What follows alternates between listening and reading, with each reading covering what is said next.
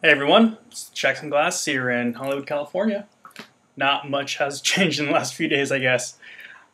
So apparently you guys give a shit what I have to say about things, which is super cool, and I'm really flattered. And someone asked me to talk about groove and shuffle, how to make your songs danceable. Because I assume most of us here are dance producers. I know I mainly am a dance producer.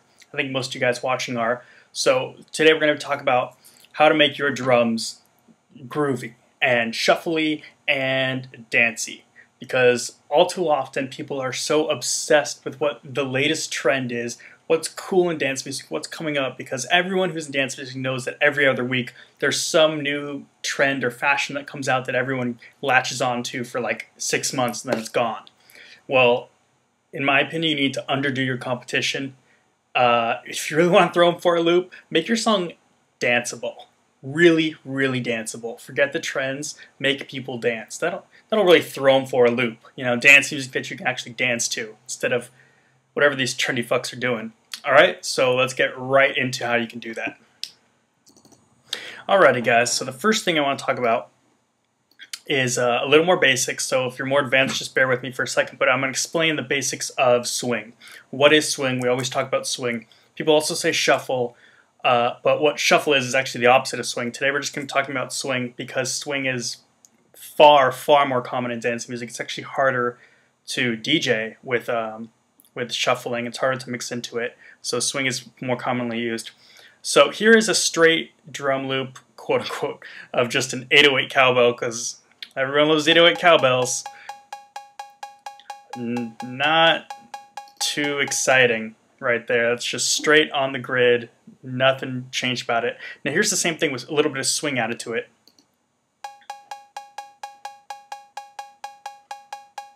Okay, it's a little better. So what I've done here is this is 16th note swing.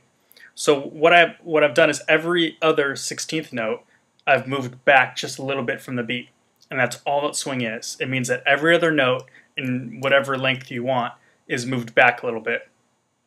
So you could have 8th note swing, which would be every other 8th note is moved back a little less common. I'd say 16th note swing is the most commonly used swing. And it sounds great, that's why. So here's the same thing, you can have a variable amount of swing. Here's the same thing with a holy fuck amount of swing. Yeah, it's got tons right there. Cool, so that helps us a little bit to understand the very most basic groove you can make is swing. That's how you swing your tracks, and that's what a lot of these grooves built into Ableton are going to be doing for you, is just this. We'll talk about that in a second. But right now I want to talk about the 3 things you can do to make your song groovy. And the 3 things you can manipulate are 1, the position of the notes, and 2 is the length of the note, and 3 is the volume of the note, which is most commonly done by velocity. So yeah, this is pretty swingy when I play that. But once I add a little bit of, here, I'll stop this. Once I add a little bit of volume information with the velocity and a little bit of length information by shortening these and making the ones directly on the beat a little bit louder than the rest of them, listen how it sounds now.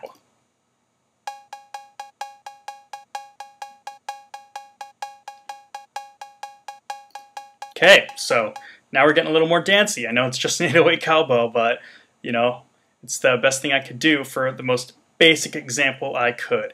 So that's what you want to be manipulating: length, volume, and position. All right, so let's go to a little bit of, actually, no, first I want to talk about grooves next. Specifically the built-in grooves to Ableton Live. First of all, fuck you, Ableton, because you did this terribly.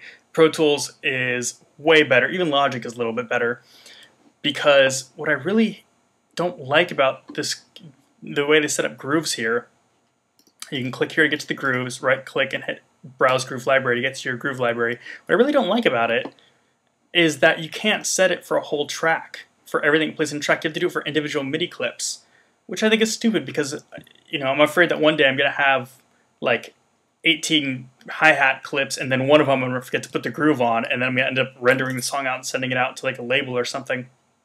That's my biggest fear. That's what I, wake up screaming about in the middle of the night.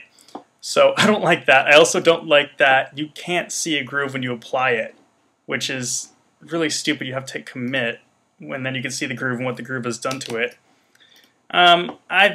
Pro Tools and Logic, actually I'm not sure about Logic, but Pro Tools you can see the groove after you apply it in real time, which is super nice because you can directly see what you're doing to your notes without having to commit it and then undo or whatever. Anyway, just a little gripe of mine in case you're wondering what program to choose or whatever, or if you're using a different program. But yeah, here I'll explain. The most basic groove is probably the notator grooves, which are the Logic grooves. These are the most commonly used grooves in dance music because they are very basic and they sound good. So we'll take like the 16B swing. Yeah, if you drag these, you can get the MIDI information from them, which is super cool. So you can see right here, all this groove is doing is going to add a little bit of swing to your 16th notes, and it has no velocity information. It's all straight.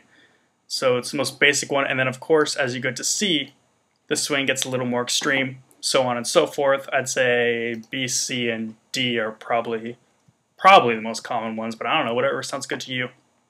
Now you take the MPC ones, which I really dig, and let's go down here to like one of the double downs. Now here, it's not too much different from the Logic ones, but it adds velocity information, which you can choose the amount right here. Right here I have it at 35%, and the higher you have it, the more it's going to affect the velocity of whatever track you apply your groove to.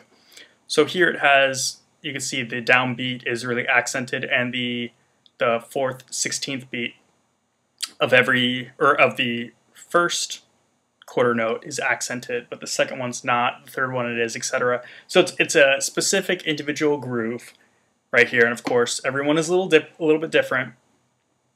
And another thing it's done with this specific one is every half note is moved back a little bit, which is not done in the Logic ones, and every downbeat is put forward a little bit. And that's just this specific groove. It's just one way to do it, and that's how this groove will affect your clips.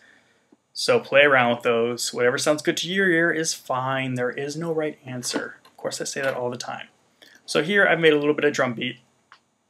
And next we're going to talk about the 4 ways you can get your groove inputted into your song.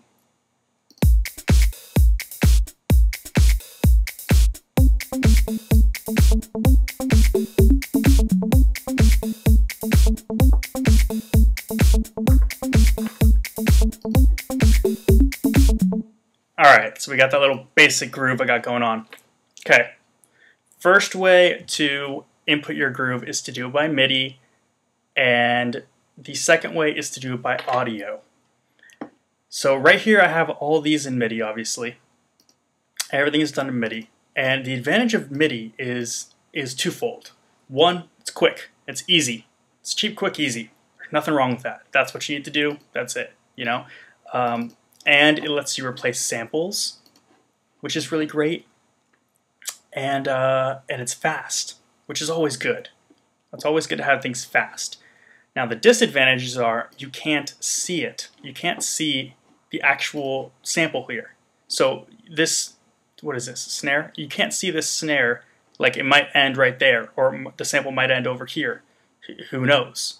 And I'll put the track delay down 13ths, which means it's actually going to start somewhere like over here, and I can't see that.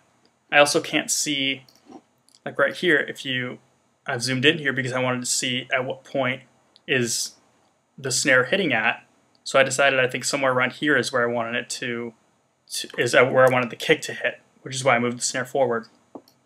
And when you're using audio, you can see that. So